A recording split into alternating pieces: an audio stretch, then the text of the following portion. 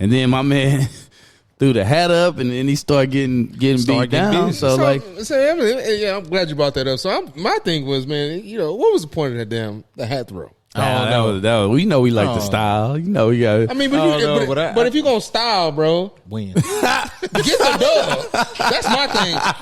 And I'm pro black all the way through, bro. But my man, he didn't catch that dub at the front. I don't know what he was doing. He didn't catch that dub, bro. You said you pro black. Yeah. Are you? What? Oh, gee. Let go. All my riding gas tank on full. We be fresh than a bitch. Yeah, your bitch might get pulled. I ain't got time for the bull. I ain't got time for the bull. Okay, all my niggas riding gas tank on full. We be fresh than a bitch. Yeah, your bitch might get pulled. If you see us in the streets, no talking, let's go. Yo, what's good, man? It's your boy Riley, a.k.a. Riley the Great, along with my cousins, Sir Tony D, and the abominable light-skinned young Ray Matthews, and you are now tuned in to another episode of the Millennial Mayhem Podcast. We all right? here. Yeah. He doing all this giggling and shit. Be throwing me off, bro. What's up, bro? I think I'm a grown man. I don't giggle. Yeah, you just giggle, bro. What the hell? Nigga, I was laughing. I was laughing, brother. Don't say I'm giggling. Bro, I'm a grown man. You was definitely giggling, dog. I'm sorry. I will fight both of y'all. Did you go see Barbie? You went to go see Barbie with your whole life. Wow. With your daughter, huh? Wow. No. Actually, I haven't. Yeah, you learn new tricks, though. What? Giggling. Okay. Barbie girl in the Barbie world, huh? Mm-hmm. I'm with you, bro. Right. Hey. Just know, the pendulum swings, black. Yeah. It's gonna swing, and I'm there. Back. Yeah. It's gonna come back. Right. Hey, what's good, y'all, man? Hey, we are finally back in the building. We took a short hiatus. Everybody has some stuff going on. Boys out here making that bread, moving that weight. What weight? Yeah. I'm in love with the go. You know what I'm saying? Hey, just trying to improve ourselves. You know what I'm saying? So we had to take like a minor pause, man. There's a lot of things that have been happening within that time frame. Yes, sir. I know Tony new job. Hey, nigga, Jesus said it best. Took a Gatorade break to get everything straight. Yeah. Ray out here. Jesus said that? GZ. Oh, GZ. I thought you said Jesus. I was like, bro, let me pull out my Bible app. Jesus said that, man. My dog was on point. Gatorade, bro. Talk about being Gatorade? omnipotent. Yeah. Gatorade. Yeah, Come on, hey, man. that's what. Hey, don't doubt him. But I mean, I just thought, dang, he said Gatorade in the Bible. My man was on point. Nah, only wine. Yeah. Heard that. my boy Ray been grinding. Yeah. His new gig, and you know what I'm saying, making shit happen. You know, Trying to. That shit stressful. Getting to the money. Getting to the money. Also making his quotas and exceeding expectations. So, Dollars. You know, the narrow. Boys had to take a cheddar. You know, you got to focus. You know what I'm saying? Guac. We got cheese. we queso. The narrow. Yeah. You know what I'm saying? You know what I mean? So, we love doing a podcast, but hey, man, that everyday money come first. Yeah, you know, and we multifaceted dudes, bro. We got our hands on a little bit of everything. So some things may falter every now and then, but you know what? We back. We back. Yeah. We back. We back, black. You know what I'm saying? Got the pink shades, Bobby. Oh, my daughter finna be upset. We back like we never left, bro. Like never left. You know what I'm saying? I don't know what. I would tell my daughter Uncle Ray had your glasses on. Yeah, we back like we never left. Shout out to Tage for providing my eyewear for the night. Yeah. That's what I'm talking about. You know. You know what I'm saying? I'm going to a wedding tonight after this to work a wedding, so you know. Okay. I may have to borrow the shades, Tage. You know what I'm saying? I'm trying to catch the little thing. What is it? The garter belt. Yeah. I'm trying to catch you. Yeah. Trying to catch you. Yeah.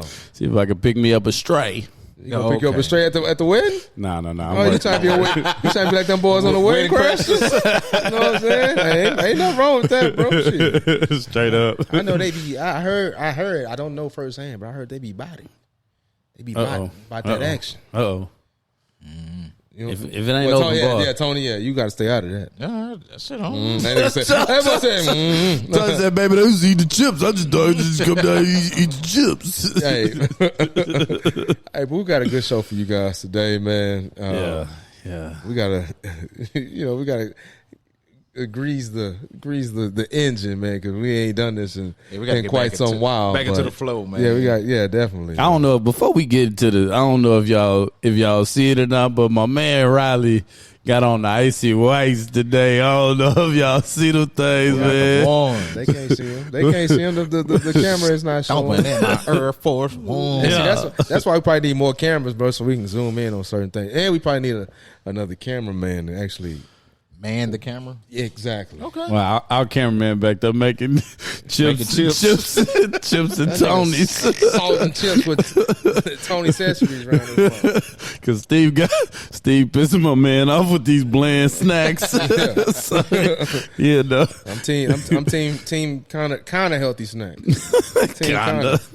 I should have gave that boy an apple, bro, like I did last time. Yeah. See, in my house, either you getting fruit or you getting liquor. You gotta make a decision. That's a hell of a spectrum.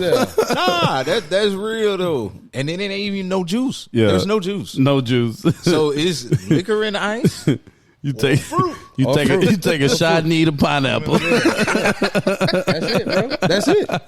I think that's like a pretty real, good. You know what I'm saying? No, combination. nigga, no. Yeah, it That's is. a good combination, but that's not what the only thing you're supposed to have in the house. I can't wait till you gotta have a kid, dog. Or H2O. You gotta have water, And if I have a kid and they got fruit snacks in there, y'all can't touch them, huh? Yeah, I'm touching them. Nah, that means you gotta square up. That means you ready to fight. You're not gonna see me touch them. I'm not gonna tell you I'm getting fruit snacks. I'm just gonna be eating them in front of you. Ain't no fruit snacks, no cookies, no nothing, because all that stuff gonna be for the baby. Better hide them. Yeah, I'm telling you. Them boys gonna get 8. I come in and I'm already been drinking. Guess what? I'm finna You're getting whooped. All right, I feel you. We also got 2 lawyers in the building today. Cousin George in town from the Big Apple. Oh, you got to turn the mic on. I had him muted. Sorry. Oh, yeah. Bam. What up? Yeah. Then we got young David, law school warrior back there. Yeah. Light skin Q, anomaly. Yeah, we were talking about that shit earlier, bro. Talking about ain't no light skinned Qs down here. That's crazy, in Texas. But we really do have light skinned Qs. I just don't know the dude's name though. There are plenty of them. But you know, all our partners, I don't know their names. All our partners, they darker than my ass. Like all our friends, so the Q, they darker than me. Shit, you know, Ed fucking Sassoon. Like, you know what I'm saying? James probably the only one that's a little bit lighter. Than barely. Yeah. Barely. He got dreads, so that's different. Why the stereotype is the stereotype, dog? That's crazy. That's crazy. That dude say, who usually, what fraternity usually have light skin? Like, whatever, talking Kappas and alphas. You know what I'm saying? That's what it is, bro. Hey, but man, we gonna jump into this topic, man. Yeah. So recently, videos have gone viral of a group of white boaters jumping what I thought was dock worker in Montgomery, Alabama. Mm-hmm. We some head busters. Yeah, this was at the Montgomery riverfront. Mm-hmm. And so what happened was this worker, I wasn't familiar with his job title, but essentially what he was trying to do was clear the dock for the Harriet riverboat to come in.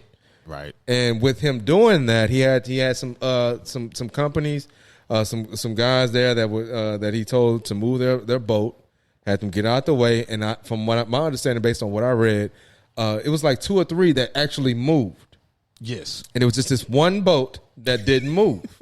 So with this one boat not moving, there was an altercation that ensued between the guy and the boaters, to where these people of the Caucasus Mountains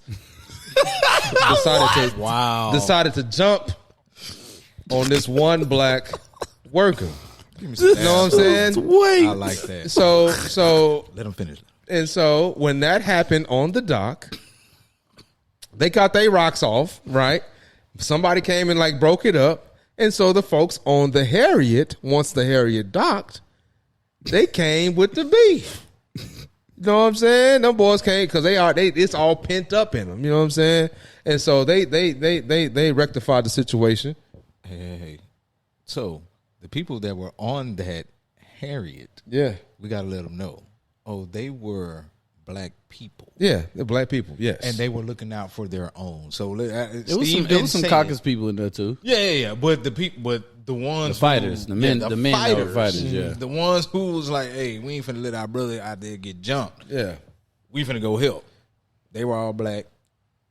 I appreciated it. Mm-hmm. I loved. Let me say that I love to see us jump in and help one another. Let them finish. Yeah. I mean, which is what basically saying like that. So the community in that area shows some camaraderie as it pertains to that gentleman that got jumped essentially by those white voters, and they came to his aid.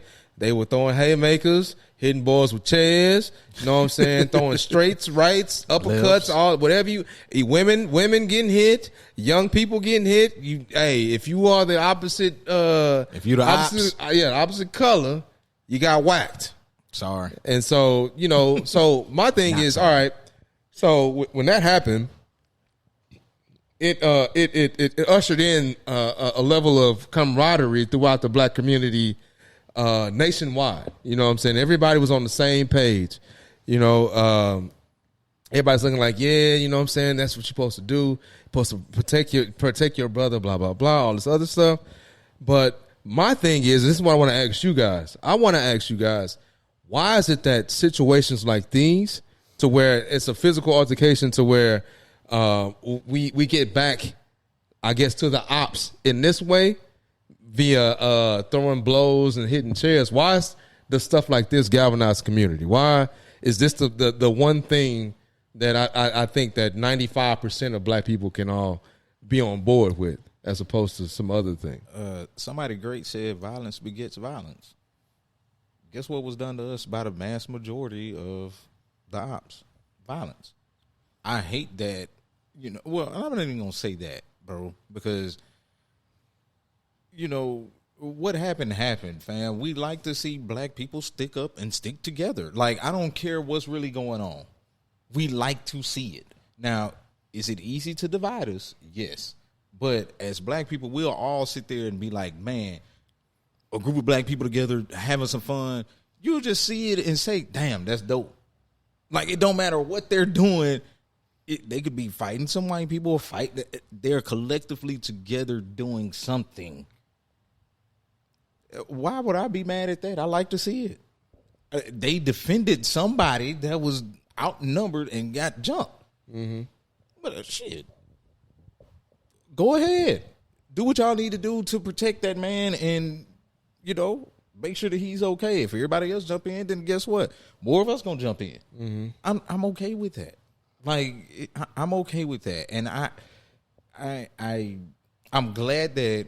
It did happen versus something else happening where nobody got off the boat. You know what I'm saying? I started thinking about that. What if nobody did nothing? What if everybody just sat there and was like, oh, he on his own? Because guess what? I don't know that nigga. So what if that would have happened? Then what? Man, that would have been bad because we don't know how it would have turned out. Because you don't know the ending of the story. We just don't know how it would have turned out. No, because just to preface that, because there was somebody that intervened. There was a black guy that came from the top, and he actually came down there and intervened in the initial altercation or whatnot, and got everybody up off of him. You know what I'm saying? So somebody did come to his aid at that time. So I'm gonna ask you this.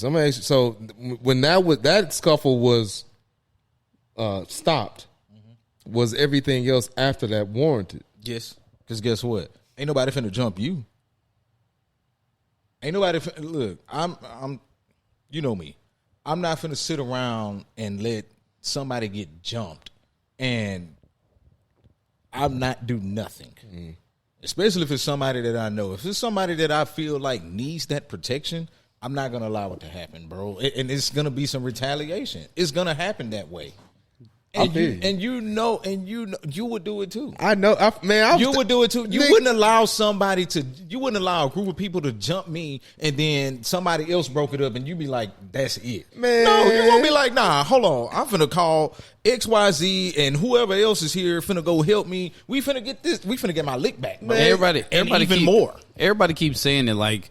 Everybody keeps saying like he a security guard or he was just a dock worker or something like that. Like everybody keeps giving him these titles, and he's really none of those. He was the co-captain of that boat. He was the co-captain of that boat, and everybody that got off to fight to defend him they worked on that boat. Yeah. So just him ties. just him being like we was talking about before that. Steve was like, hey, I can't sit because just for context purposes, that boat was sitting.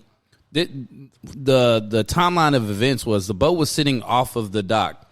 They sat there for 45 minutes, on the intercom saying, "Hey, move your boats." Every other boat that was like in their space moved except this one.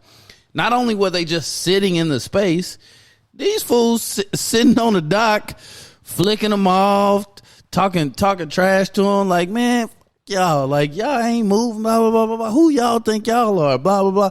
So they sitting there for 45 minutes trying to get these dudes out the way. Some I don't know if the 16-year-old dude like worked on the dock or if he was really a dock worker and brought on a boat. Well, he brought a personal boat to pick him up. So part of me feels like he worked on the dock. He bought a boat to pick him up. The dude that jumped in the water, the 16-year-old that jumped in the water and swam, he worked on the boat. Yeah. But there's another, there was a 16-year-old kid that bought a boat to the big boat to pick up the co-captain so that he could go to the dock and have a conversation with them. Right. After 45 minutes of them trying to say, pleading with them to, hey, move because we need to dock here. And a lawyer put it in perspective. He's like, this is like a boat that takes people on tours and rides. And so 45 minutes is a long time because what do you have after this next one? More rides, more people going there, right? So you getting all these, you just wasting time sitting there.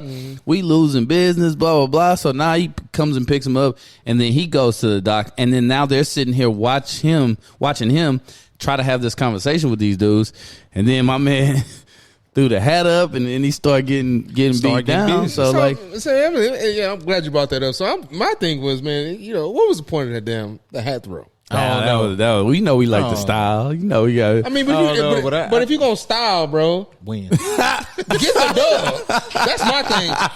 And I'm pro black all the way through, bro. But my man, he didn't catch that dub at the front. I don't know what he was doing. He didn't catch that dub, bro. You said you pro black. Yeah. Are you? What? Okay. Tony, so don't come my skin tone weak like that, bro. Nah, it wasn't about your skin tone. Nah, because it's about your comments. Darknesses, bro. It's about your comments. But you got to understand Steve's comments, man. Violence beget violence, bro. But he not about celebrating the violence. Like nobody condones that. But no, I don't think anybody was truly like just. You got to understand. Like I said, violence beget violence, but I don't think nobody was truly just separating the violence. I mean, celebrating the violence. What I thought was people were saying, "Hey, we got our lick back," and that's celebrating violence, Tony. But we're together. I think that was the underlying thing, that we are together. We've been together, bro. But then that's the one thing that we can come together and agree on. But I said it parenthetically earlier, man. People have been using this to say, "Oh, the only time black people like, why y'all always, when there's some fighting going on, y'all now we together. We need to always be together." I'm like, bro, black people have been together for a long time. We've been doing stuff together for a long time. The messed up thing about it is so easy to divide us. But we've been doing stuff together for years and years and years. Well, I think that's what years and. But years. that's what makes it hard to remember the being together for years and years and years, because it don't take much to divide you. It's like you've been in a relationship with somebody, and it's like you feeling like, oh, we done been through the storm together.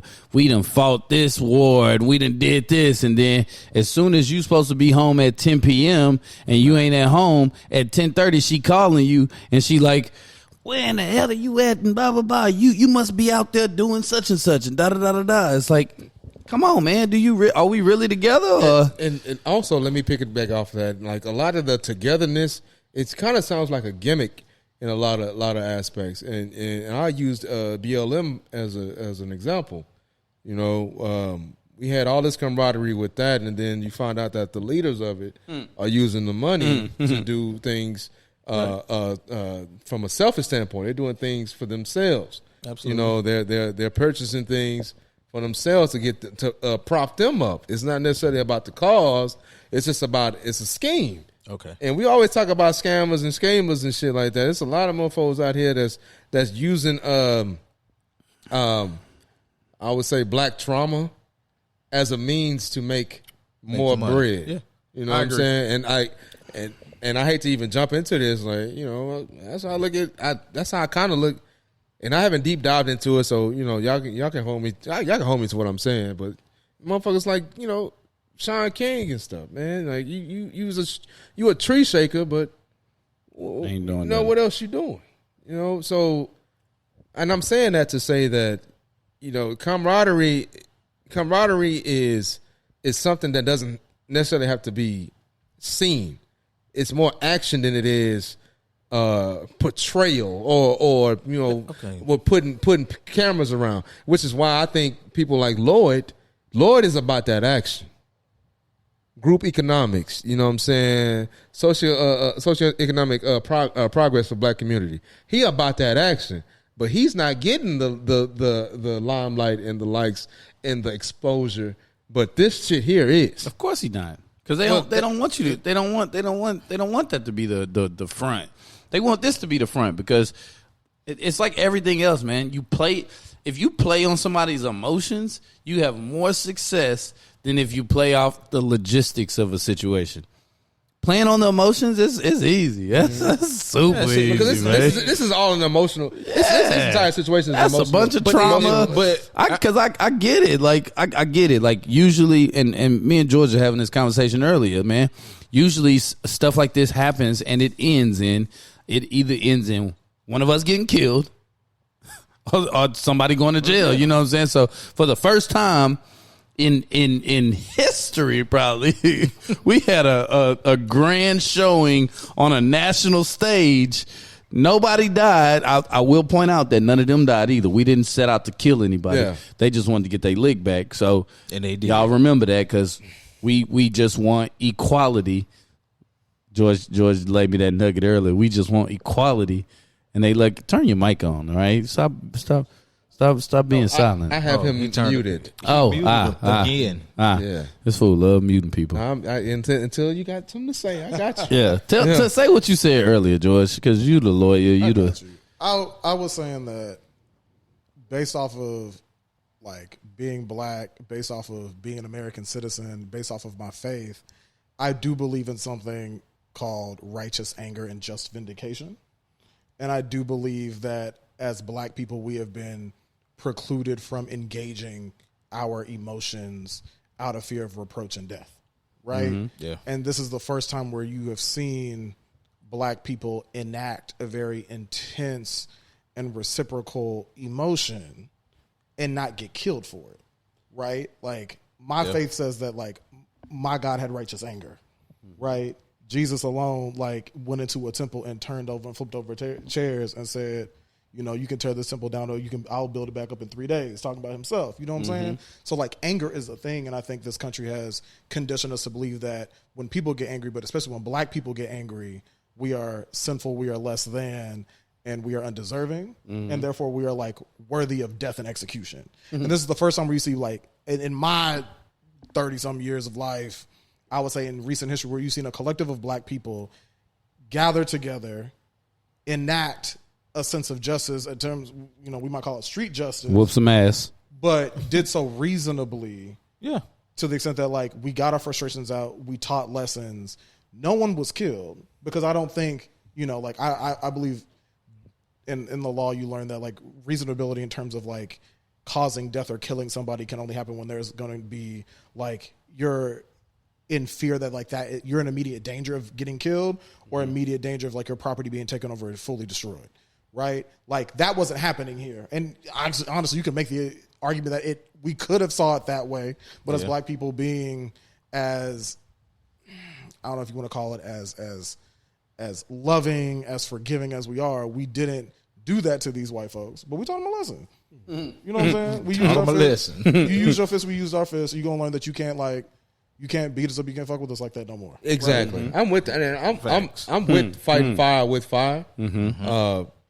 But at the end of the day, what exactly did we win with that?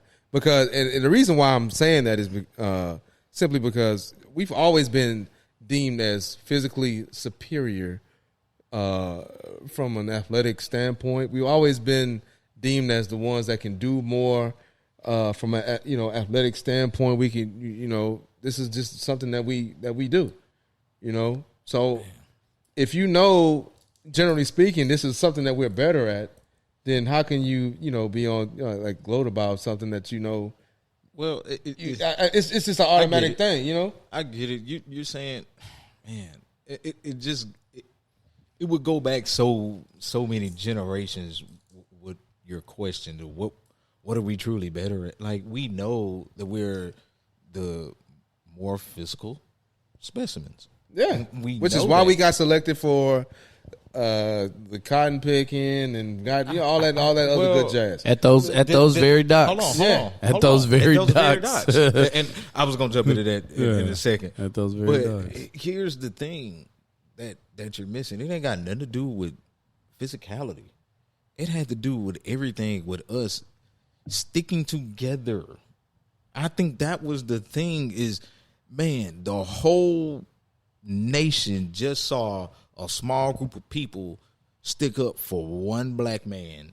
And we've really always, but hold on. We've always stuck together though. That's why I understand though. Hold on, because we're in an age now where, hey, like a lot of these people underneath us, like a lot of the generations, they haven't seen it. They ain't seen nothing like that. Yeah, because my kids do go to seeing it. Like our kids go to. They go to mixed schools. Yeah. Like we grew up seeing it. Like we grew up seeing it and being in it. I don't know. What you mean you don't know? I have never seen a group of people from the Caucasus Mountains jump. I'm not talking about. No. I'm not talking about that. Okay. I'm talking about. Now I'm not saying that. No. That's not what I'm saying. Hold on. Where's the Caucasus Mountains at? We need to find that on the map. That's solid. In Europe. Okay, heard that. What I am saying is he did it there. What I am saying, I'm talking about us just sticking together and doing, like, we grew up seeing it. Steve, you've already said, you said so many times, man, I'm from Sunnyside. Like, when I walked to school, when I walked to Worthing, or when I went to Worthing, I knew all of my neighbors. Yeah. Okay, cool. That's dope. Because all your neighbors were most likely what? Black, right? Yeah. This is a black neighborhood. Sunnyside is a predominantly black neighborhood. It's probably changing now, but we know. Mm-hmm. Same as for Eagles Home, same as for Fifth Ward, fam. A lot of these black neighborhoods, we saw the camaraderie. That's why I say, hey, all of that, black people need to stick together. We've been sticking together. It's just so easy to divide us. Yeah. So let me ask you this, since we're talking about it's so easy to divide us. Let's talk about Marlon Wayans.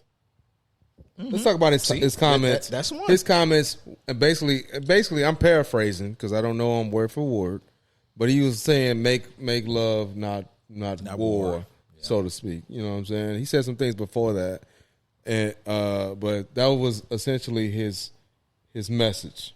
Yeah, to make love, not war. What are you guys' thoughts on that? He shouldn't be canceled. Like, that's how he think. Like that. You know me. No, I don't. Do you think that's a divisive statement for this particular situation? I do think it's a little bit, but not enough to make me feel indifferent about him. No, it's not divisive. I don't. Yeah, thank you. It's not divisive. It's just all right. He just think different. Martin and Malcolm coexisted in a time where. Thank you. Martin was talking about kiss each Peaceful. other, and Malcolm was talking about shoot each other. So it's like, it's not divisive. So why y'all trying to cancel the man? That's just literally his opinion. Maybe, just maybe, he's a little bit better at communicating than some of you all are. Yeah. Like maybe the physical part of it doesn't mean much to him. You know what I'm saying? Maybe he knows how to have a conversation and to come to an agreement in any situation, right? Because some of us can be in situations, right? You can call me a bitch in a situation and I might be inclined to just punch you. Or you can call me a bitch in a situation and I'll be like, come on, bro, do we really got to go there? Like, why I got to be all that? Like, whatever I did to you, my bad, blah, blah, blah. Like, both reasons, or both ideologies work. One is not greater than the other. You know what I'm saying? In certain situations, it may be, but it ain't. Hey, man, look at all the great debates that we have amongst ourselves as black people. Look at what they've been, bro. When I say it's so easy to divide us, HBCUs and white colleges, the black people that go there. Quick divide right there, right? Yeah. Baby mamas, baby daddies. Quick divide, bro. Quick divide. You see what I'm saying? Like, it's so that's more easy. Gender based though. But I mean, well, that is gender based, but still, it's so easy to divide us, and that's all I'm saying. Like, bro, what Marlon said, do I agree with it? Hell no. Hell no. Them white people deserve to get their ass whooped for what they did. Tony ready to fight. No, I'm not. But they deserved it. Yeah, like, they did. They deserved that. Like, hold on, fam. This is one man trying to do his job. You deserve that. And that's the thing, how man. Marlon feels is how Marlon feels, but I don't agree with it. That's all. We should, you know, what makes a community strong is the multitude of opinions and thought processes to build it up. You know what I'm saying? So it's just like you don't on the button. Just do it while you're talking. Yeah, there you go. It don't matter. You don't want everybody thinking the same way. Yeah, you don't. That's true. Like I even watched the movie, the Martin Luther King movie. I forgot the name of it, but my man that was in Red Tails. No, my man that was in Red Tails. He was playing Martin Luther King. You lost me. I seen Red Tails. It probably was Selma. It probably was Selma. I don't know. It probably was. Okay. But they would have these meetings to where everybody produced their thought process and their ideas to the table. And Martin would do the same. And they would take bits and pieces from everybody's thoughts and put it together to formulate a plan. That's the only way you can improve, man. Like you need more. Two heads are better than one. I agree. You know what I'm saying? 3 heads are better than 2, especially if you got more folks that's trying to get to the same point. You just have different angles and avenues in order to get to that point, and they all play a significant role in the progress of whatever it is you're trying to do. Yeah, you know what I'm saying? So that's why I'm just gonna finish this. I don't like the divisiveness when it comes to this. Like, make love, not war. That's part of it. Yeah. That's part of it.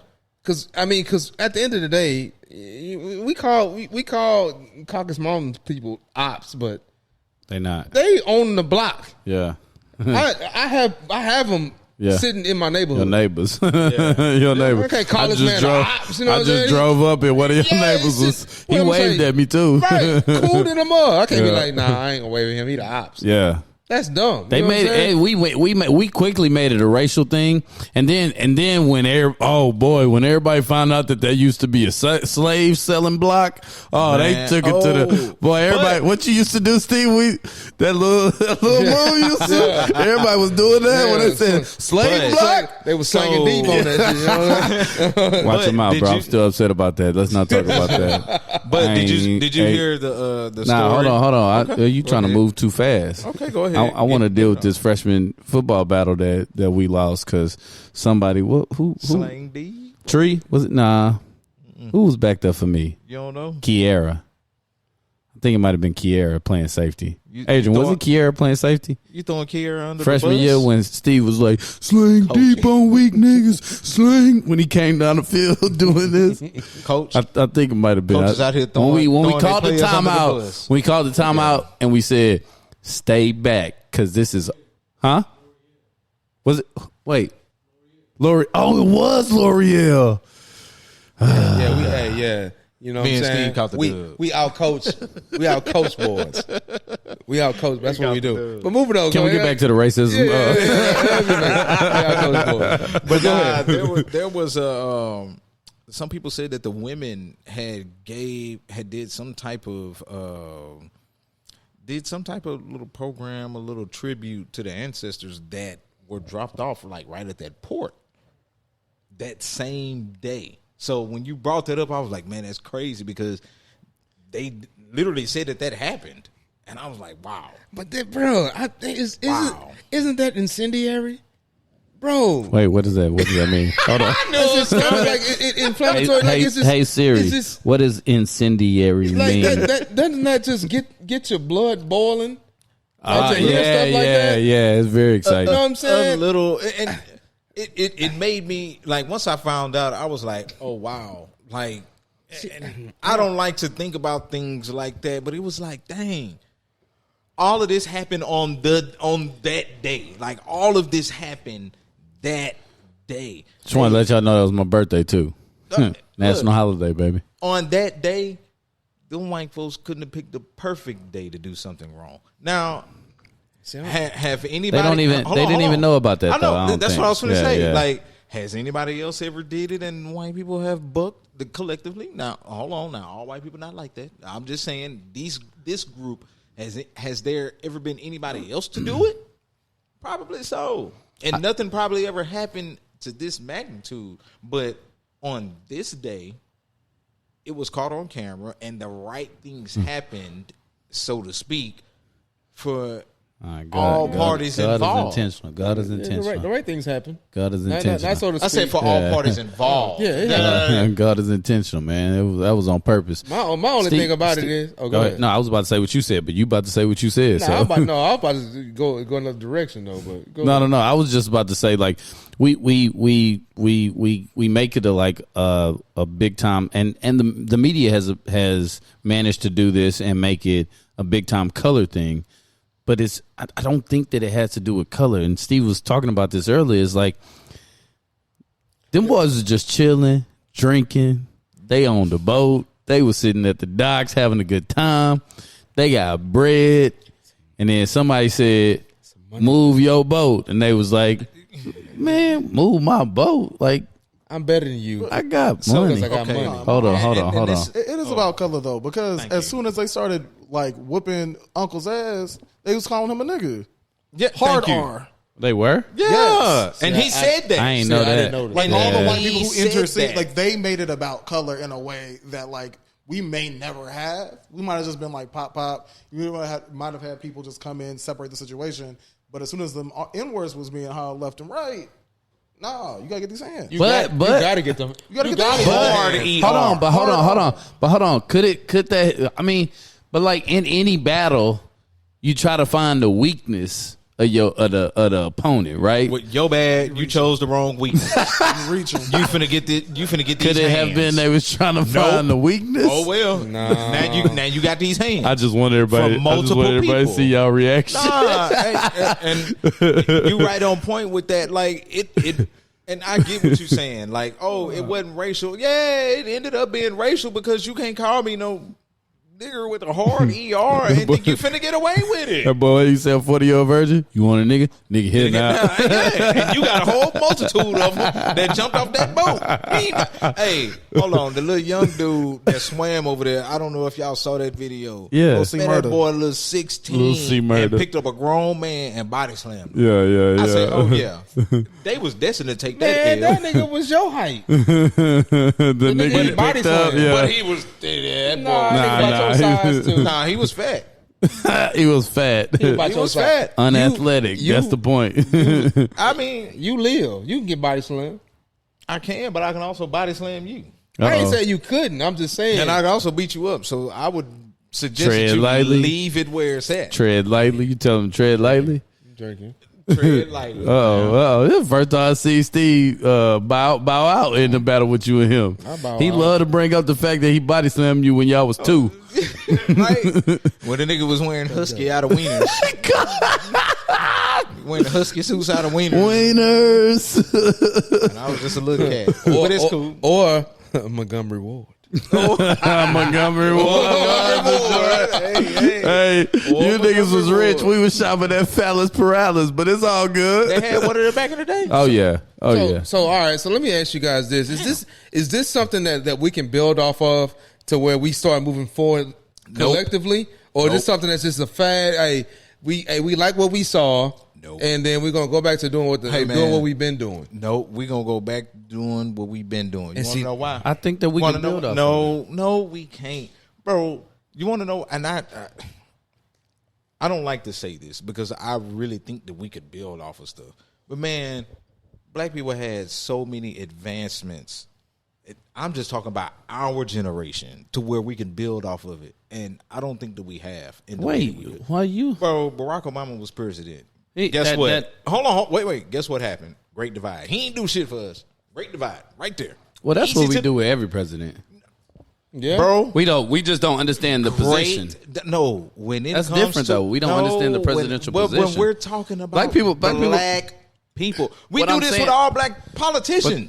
But we don't understand the position. We just vote. We vote emotionally. We don't vote logically. Regardless, we don't do our research and say what powers do the president have. We just say, hey, right. Mama go Clay, I'm going to go Clay. Yeah. You know what I'm saying? Regardless of what it is, it still holds true. We've had so many advancements. I don't think we have, though. I think that the baby boomers have. We've seen, but bro, our generation's doing good. Hold on. When Obama was president, nigga, you was grown. You was well aware of what was going on. Bro, we was in college. You were well aware of what was going on. Tony, listen. Tony, right. Let's put this in perspective. So now, Tony, hold on. Give me 2 seconds. So if you're going to say we were in college and we were too young, then that means no college people need to vote. Just give me 2 seconds. I can deal with that. Tony, just give me 2 seconds. Go ahead.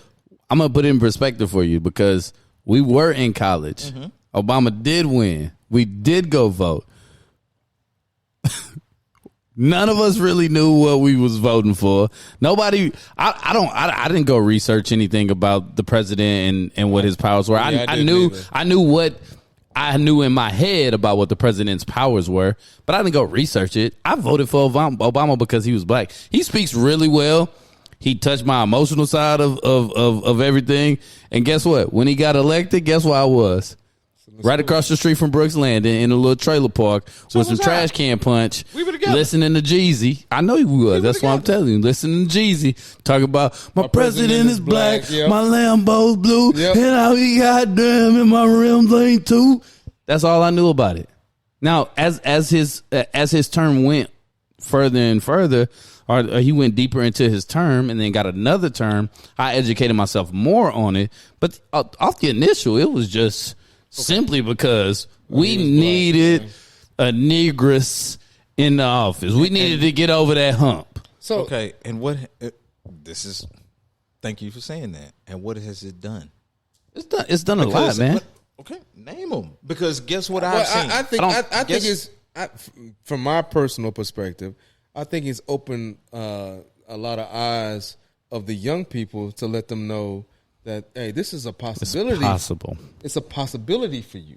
I agree. I agree. There's no limitations on us, right? And I think that's the thing that I'm glad that the young folks are just doing what they feel and what they love. They're doing whatever makes them happy, because that's not how we were brought up. Nope. And you know, baby boomers talk about us like we ain't shit. Like, we the entitled ones. Yeah. But hell, we work. We go to work. We take care of our babies. We take care of our houses. We take care of our people.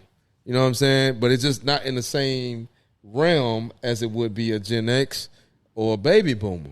So I like the fact that, you know, when these kids are researching presidents, they see a Barack Obama. We need it. We listen, as much as we may not feel like it did anything, because we just live in that microwave age where we feel like if it ain't did nothing like extensive, like in the moment, then it don't really mean nothing.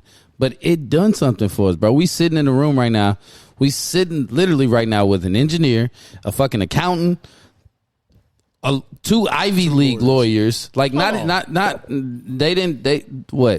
was gonna change that. Nigga, we all was gonna be that regardless if Obama was president or not. Wait, what do you? Steve was gonna be an engineer whether Obama was president or not. I was gonna be an accountant whether Obama was president or not. But how? Them two guys over there, they were gonna be lawyers and they was gonna shoot for the stars whether Obama was president or not. They may not have been. They're a little younger than us. They may not have been Ivy League though. Now look, they might have. They might have thought Ivy League would be their path, right? Now, if you want to talk about politics and what black people can do within politics, I think that went more through politics, though. Hold on, but for us and what we do, I wanted to do this before I knew who Obama was. We were in college before we knew who Obama was. All right, so hold on, guys. We didn't know. There's different levels of every job. Hey, title. You're right. Hey. All I'm saying, hold on, Steve. All I'm saying is, fam, when it comes to us, and we're sitting here and we're like, all right, what's going to advance us? What's going to do this? What have we had that has really shown us? We've had so many different things. The only thing that we can't do is come together and stay together. Fam, Tulsa was a real place where we had everything. We weren't dependent on no white person. We had it. Do you remember that? They bombed it. No. Hold on. So I'm saying for us, bro. But what I am saying, we've had it over the years. Like there's something, throughout every generation, you can probably pinpoint to it and say, hey, we've had it. We got to get back to that. We've had it. We just can't stay together. That's been our only downfall. We cannot stay together. Everything that you could think of that black people can have, we've had it. We just ain't stayed together. You got to be able to see it. You got to be able to see it and touch it. Faith is a different thing. You got to be able to see it and touch it. We could not see it and touch it. It's like even in the inverse, when I tell people I never had to drink out of a separate water fountain than anybody. Like, so I don't understand that. Yeah. Like, I get it was a part of history, but I don't understand that. Tulsa, I wasn't a part of that. The only thing I see is what I'm a part of. Faith is big. That's why people's belief in God is like different. You know what I'm saying? So for us to physically see Obama do that, like then that just touches a different bone in us. We don't have to think. We don't have to rely on like being like pumped up to believe that we can do it. We seen it happen. That's all I'm saying. I get what you're saying though. I agree with you. I 1,000% agree. All I'm saying is, bro, we have all of these examples and we just can't stay together to keep the shit going that way. What does togetherness look like? What is what? What does togetherness look like? Man, it's hard. It's hard to say what it is. But it to me, is little, well, on a national scale, let me say this, on a national scale, is pockets of individuals. When I say pockets, it's like maybe 2 or 3 groups within a major city advancing black people. That's what I think about togetherness. And see, but it's hard. My perspective is different. That. Yeah, the Obama thing is a very difficult conversation to have, and that trajectory of thinking, right, in terms of like black togetherness and black advancement. Yeah, because you also it is. Because it's a wild thing to suggest that Barack Obama's presidency, his presence alone, didn't really do much, right? Because we can't really envision a life without President Obama, and it takes like a simple just Google search of like what did Obama do for the country to like pull up a Wikipedia page to see like all of the bills that he signed into law that have acts on just like the culture, right? On like the economic system. Yep. And just the symbolism of it all, right? Of like being a little black boy, I feel like I was high school when Barack Obama was elected in DNC, and just to see that image of a black man running the country and what that does, not only to like the black kids, but also like the white kids, right? That's just something that we can't. I agree with you in that like I could have been a lawyer and probably would have been a lawyer anyway. But the ways in which I know that I can bop and weave throughout society and the places that I can navigate are I have so much more confidence going into these rooms and going into like these boardrooms and like demanding stuff because of that image. But to your point about like maybe your question or your suggestion was, what did he do for the black community? That's an even more difficult conversation to have because he's done a whole bunch. He's done a lot, but I also understand the argument of like what has he done for like the black community, particularly the African American, which I define as like the descendant of the American enslaved in this country. Mm-hmm. But then like you have to acknowledge the fact that Barack Obama isn't African American for real. Like he is half white and half Kenyan, and that's a completely different black experience, fully black experience. Different black experience. So we can have like that conversation, which I don't think we're having now, but like, and that's a conversation I think the culture needs to have. So like that should be one of like yet another conversation y'all have on this podcast. I will zoom in because I have thoughts. I can't get with the whole like we're not together. And Barack Obama is an example of like because we didn't advance as much as we could have advanced because Barack Obama was president is an example of why and how we haven't advanced as much as we could have. No, I think we're together. That's not what I was saying. Yeah, we good. Hold on. We're not together. No.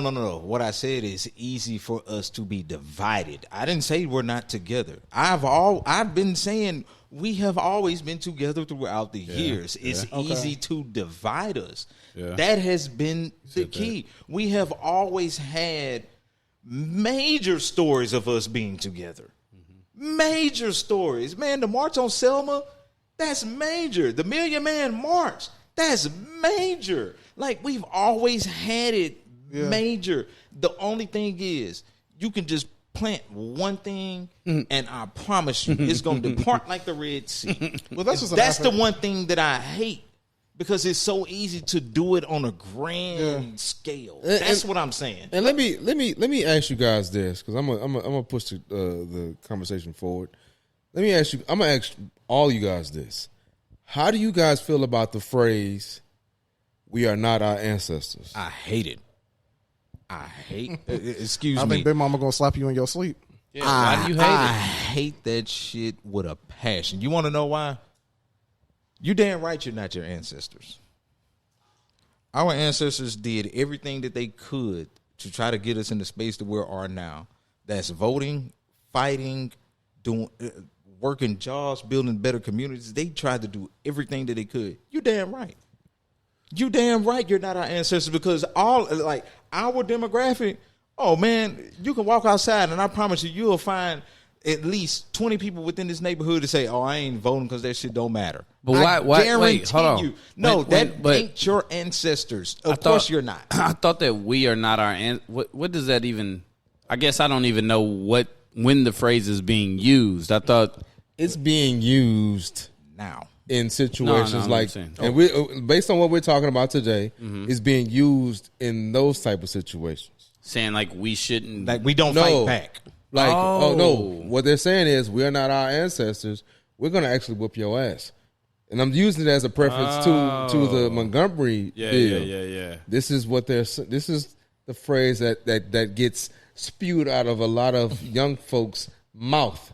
Black young folks saying that we are not our ancestors. Yes. Young black folks super saying disrespectful. That. That's super disrespectful. Young black folks saying that fighting, Tom and Larry, there's just out here on the boat versus your ancestors having to fight against policemen. Wait, do they not realize that our ancestors fought?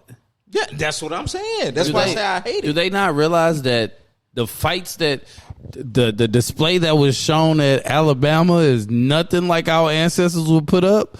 Like, do they not? They don't. Do they not realize? Have they not seen like lashes? Upon lashes, upon they go to school in Florida, and Ron DeSantis is saying that like black people who were enslaved got skills, and like we're able to skills. Like. He definitely have they that doesn't upset me, man. That makes me sad. That makes me sad that they would say we are not. Like I think about my granny. It's like thank you. We are not our ancestors. It's like you're right. You damn we are not And I'm not even going to use that word. I'm just saying we don't come close to. We don't come close to our ancestors. We are not our. Let me tell you why. They are way more powerful than us. Well, let me just tell you why. We are not our ancestors because, this generation of people couldn't fathom receiving some of the lashes, some of the torment, and that's just on the physical side, not even speaking on some of the words that were spewed at them, some of the times that they, I had many conversations with my granny before she died, and just listening to her talk about like some of the times she really almost like pissed on herself because she couldn't go into the restroom that was whites only and couldn't find a black restroom to go use the restroom in. And she's a woman, so unlike us, we could just find a corner, let it go. She almost pissed on herself multiple times to do it. Like, we couldn't fathom having to do that. Like, we can't even fathom like having to wait in the McDonald's line for 10 minutes, let alone fathom. I mean, we ready to call Ronald McDonald himself if we got to wait 10 minutes for a Big Mac. Like, straight up. Like, you're right. Like, imagine having to like use the restroom and you can't use the restroom because it's whites only, or being dead thirsty, like about to be dehydrated, and looking at this person who is a person just like you but a different skin color, and you like, bro, do you mind if I just jump in this water fountain? Like, nah, nigga, go find another water fountain. It's like, bro, I'm dying. It's like, nah, we couldn't fathom doing that because we can't fathom you. That's disrespectful, man. I really hate it, bro. Like, it's disrespectful, bro. I love our age because we heard the stories from our grandfathers and grandmothers, and some of us were lucky enough to hear from great grandfathers, great grandmothers. We heard it all. So we like, oh, you little youngsters are thinking that our ancestors are weak because they didn't fight back. Man, they were fighting policemen in the National Guard. Y'all out here fighting Joe from down the street thinking you getting stripes. You ain't getting no damn stripes from that. Can't win. Can't connect. You ain't getting no damn stripes from that. When they fought Joe from down the street, Joe was a Klansman. So when Joe came back, he had a whole clan of people. I hate it, bro. I'm sorry. Me and Ray went on a tirade. But like, I really hate that. Like, y'all and we're in the information age. Everything that you want to know, all these kids under us got it right in their palm of their hand, and they refuse to even just say, what was slavery like? Just type it in Google. What was the black experience like in 1960? How did Martin Luther King die? How did Malcolm X live? How did the civil rights become? What, like, it's so many different things, and I'm like, bro, figure it out. That phrase itself just completely mitigates the strength of black people.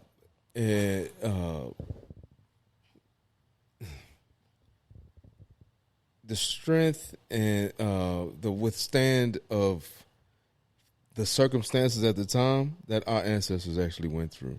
Mm-hmm. I don't know a lot of people they're even born in our generation that would be able to even remotely deal with what they had to endure. So when people say things like that, it's mind-boggling because I don't think necessarily mofos are actually consuming the information and actually understanding what these folks what they went through. They're just looking at it like, hey, I can throw hands now. I get out there and throw hands. I'll get out there and throw hands. You know what I'm saying? Well, it was a grape and a fruit fight. And they would have thrown hands too if it wouldn't have been for somebody. Police dogs.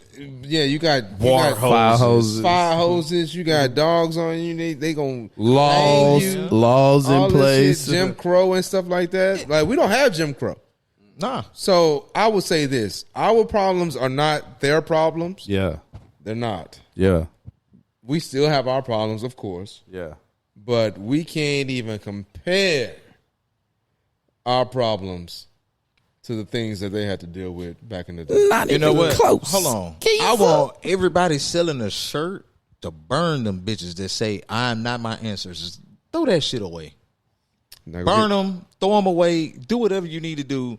Stop selling that, bro. Like, get rid of it, bro. Stop selling that. You're selling, I thought it you're was in a selling some positive. BS. I thought they were saying we are not our ancestors in a positive way. Like, I can't think of What's the positive I can't way? think of no positive way that we're not our ancestors. I don't know. I thought they were saying like we can't compare to them. I would want to be my ancestors. Yeah, Thank yeah. you. I would want to be able to endure the Well, hardship I was just saying and get through it. I was saying that they were saying it as like we can't compare to our ancestors pretty Okay. much. Like, I got you. yeah, I got you. that's I got how you. that's how I thought. That ain't what they. But that's my Christianity blinded me. But thinking what's crazy? boys was ready to give because credit. initially, when the church first came out, when it was like years ago, I don't know how many years, but like when I first seen it, I literally thought the same thing. Like, oh yeah, because boy, hearing the stories of my great grandma in Lake Charles, I was like, oh yeah, You're right. I'm not. I'm not like they would have killed me. I'd have been dead. They would have killed me. First because off- I would have did something stupid. First 100%. off, our ancestors were way more fertile, and they had 1,000 kids, and was still snapping back. They ain't had nothing to do. And we ain't snapping like our breezes ain't snapping back like that. You know what I'm saying? Yeah. They still fertile. They still fertile. But they not snapping They ain't back had like nothing that. to do. My granny had like 14 of them We things. can't It was talk good money. about this. That's just because- I'm just saying, bro. We My granny had 14 of them things. She had some in her 40s. This Yeah. is Now niggas thinking about they might die. this. You know what I'm saying? They might be That's because they had deleted. an ozone layer and they weren't eating Dunkaroos at 5 years old. They were eating real food. You know what I'm saying? real food. Eating real food. No, I think the difference between the generations that you talked about, like that you highlighted, it implicit within that is a charge to our generation, which is like it's our responsibility to really train up the younger generations. Yeah. In a way that our parents did for us, our grandparents did for us. It's more difficult, I would say, for our generation because one, we're removed from that, and two, the younger generation has all the distractions of like social media and just like all of this information and also disinformation at their hands. So we have to be that much more intentional. Like I remember my parents, like one of the things they did that I intend to do when I start having kids is they actually reviewed all of my schoolwork. They knew what I was learning to a degree, and if there was some, and if there was something historical that was like displayed, or if I had a question about something and asked them, they told me, that shit's fake. Like this is what actually happened. Don't forget, like you are around white people and white people did X, Y, Z. So I knew that there was a difference in experiences, and because I trusted my parents, I knew that like I could believe them and believe that truth. And I think that we need to do that at mass, particularly when you have governors like Ron DeSantis trying to change history. Right? Like, all of us should like go into our nephews, godsons, whatever, like look at the history lessons and be like, what are you learning? Like, we can read much faster than they can. It take like 5 minutes to read through all that stuff and be like, nah, let me sit you down. Like, do what our grandparents and stuff did. I'm going to sit you down in front of me on the floor and I'm going to just talk at you for hours. And you're going to hate it, but it's going to stick. But you're going to learn. It's gonna Yeah. Yeah, I'm ready for Noah to bring up anything social and anything media. See, and you know what? I gotta ask y'all this, and I just have to ask you guys this question.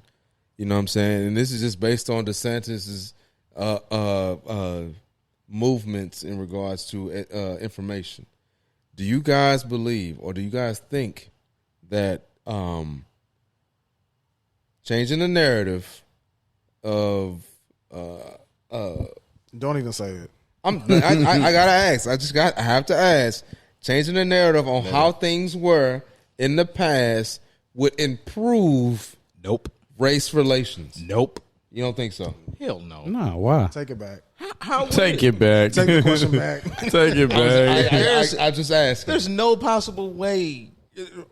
Bro, look here. No, so all right. the so, white kids, hold on, I'm going to tell you this, bro. And It might help them. It might help them. But the white kids, it might help soften the blow when black kids are telling them, y'all, your ancestors ain't shit. But what is that going to help for us to better a relationship?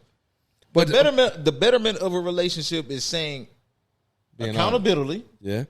Accountability is number one, and saying, damn, correctability. How can we do better? See, but I think we so far removed. I don't know if that's going to be my communication to Noah and Cam. Like, I don't know if my communication to them is going to necessarily be that they have a responsibility to make that better. I think that for them, they're going to be so far removed from it that I don't think it's going to be a thing. Like, a lot of their friends, truth be told, a lot of their friends know a lot of the culture more than. But I think that's the divide right there. You just need some of them. It was telling. Hold on. I think that's the divide right there. Is telling our generation is saying, "Hey, we're mixed now. We don't have to worry about the problems of the past." When you literally have what's that old Mitch McConnell? That boy almost blacked out.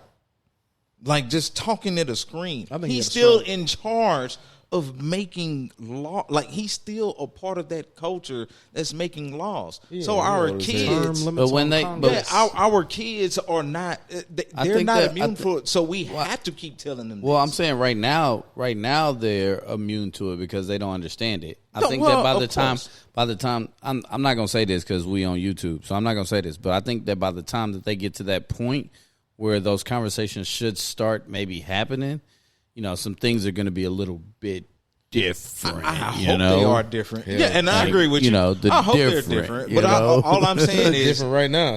All I'm saying is the people, it's going to be real different there because some people going to be, maybe like they're going to be wrapped up in a time warp of some sort. And man, niggas got to acknowledge 335,000 genders right now.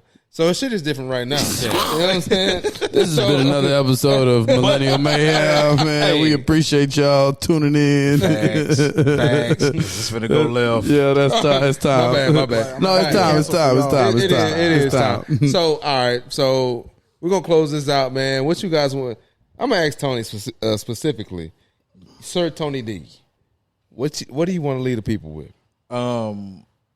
I'm glad that black people stuck together in that instance. For everybody else that's saying, oh, we don't stick together. Yes, we do. Yes, we do. Stop saying that. It's just hard. It's easy to divide us. But stop using this Alabama standpoint as your flagship, or black people only come together when there's violence. Stop that. You need to get off social media and wake up to the real world. We still support each other. We've been doing it. There's so many things around every city, every black community that will expose you to us helping out each other and doing what's good for us. Stop the BS, man. That's it. What you got, Ray? well, look here, brother. I just got one thing. All right. Hey, I just want to let you brothers know. I say brothers. Because I want to relate to you, all right? So I just want to let you brothers, down in Alabama know, Montgomery brothers, I just want to let you know, spoken like my favorite president of mine, you get on that horse, you better ride it, all right? That's it. That's all I want you to know, baby. You get on that horse, you better goddamn ride it. Let me say this. I'm sorry. I forgot this. Go ahead. For all y'all making jokes about these chairs, I'm going to tell y'all something. I'm in the state of Texas. You bring out a chair, think you finna hit somebody, they going to pull out a pistol and pop your ass. So you better be very careful about this chair that you think you finna use to whoop somebody. Relax. Do what you need to do. Go for the gusto if you think that your life is in danger. Don't pick up no chair. And don't mess up my George Bush joke talking about a chair. Yeah. Nah, they need to know that because people been making too many. People been taking too many jokes with these chairs. I'm Nah, like, that's funny, though. They all been funny. You all playing. right. And we in Texas, and somebody gonna pick up a chair and get popped. Wait, you been seeing the other people talking about the chairs? I just seen our people talking about the chairs. I've been seeing, and I'm sending a warning out to my people. Hey, Well, hey, they just having fun with the chair, no. bro. There's been some other instances All right, where whatever. people been. I'm gonna show you the video. All right, please send it, Cousin George. Let the people know where you can find them on Instagram. Find you on Instagram if they ever decide to use a chair or a gun like Sir Tony D. I'm not a litigator. But, Oh, okay. Sorry, my bad. THEIV generation, the fourth generation. And what you want to leave the people with today? Black folk know that. Don't let white people tell you that your anger can't be or isn't righteous. Don't let them get you to believe that your thirst for vindication is always unjust. Also, know that my God, the same guy who turned two fish and 5 loaves into enough to feed the 5,000, can use a lot less, like a black hat. Throw that mug in the air, and people gonna come. Yeah. So strap up. Steve-O, what you got, baby? Hey, That's toxic. y'all get my co-captains, give them some boxing lessons. Cause my man didn't really hold it down. Like he didn't really hold it down. Like I think. Can I finish? Go ahead. Yeah, go ahead. He didn't really hold it down like I needed him to hold it down. You know what I'm saying? The hat throw up. That was like supposed to activate you. Oh man, That shit ain't really activate you. You know what I'm saying? It's just like it was like a cry for help. No, I God don't can need no use a cry. staff to part the Red Sea. You know, hey, use something because that boy ain't throw no hands at all. He ended up on the ground. Like the first dude should have been slept. Boom, boom, boom, boom, boom, boom. Get him out of there. You know what I'm saying? So, man, y'all give my co-captain some boxing lessons. Oh, and for those who don't know, that is the dock worker, but he's not really the dock worker. He's co-captain.